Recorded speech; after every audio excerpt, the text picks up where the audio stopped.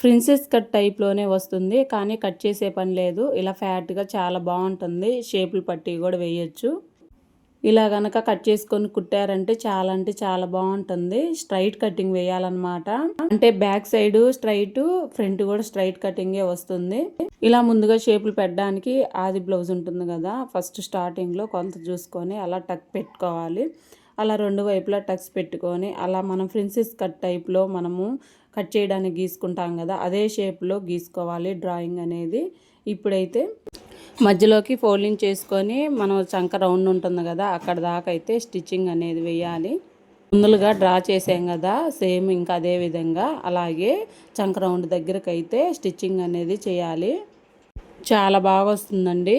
ఇప్పుడైతే మన గోరు సాయంతో మొత్తము పైనుంచి అలా గోరు సాయంతో అయితే అలా అనుకోవాలి. నీట్‌గా వస్తుంది. తర్వాత అయితే ఉక్సులు పట్టి వేస్తాం కదా! అక్కడైతే ఆ మధ్యలో కూడా ఒక టాకా అనేది వేయాలన్నమాట. రెండిటిని సమానంగా పట్టుకొని ఒక కుట్టు అయితే వేస్తున్నాను. చూడండి చాలా అంటే చాలా నీట్‌గా వస్తుంది. మనము పౌడు కొంగు వేసుకునేటప్పుడు ఒక స్టెప్ వేసుకున్నా కానీ చాలా బాగుంటుంది. ఇలా గనక స్టిచ్చింగ్ చేసామంటే తర్వాత అయితే మామూలు షేప్ పట్టీలు ఎలా వేసుకుంటామో సేమ్ ఇంకా అదే విధంగా షేప్ పట్టీలు ఇలా వేసుకుంటే సరిపోతుంది. చాలా అంటే చాలా నీట్‌గా వస్తుందండి. మీరు కూడా ఒక్కసారి ట్రై చేయండి. ఇలా బ్లౌజ్ కుట్టుకున్నారంటే చాలా బాగుంటుంది. ముందు వైపు పౌడు కొంగు పెట్టుకునేటప్పుడు చాలా అందంగా ఉంటుంది. ఈ వీడియో నచ్చినట్టయితే లైక్ చేసి సబ్స్క్రైబ్ చేయండి.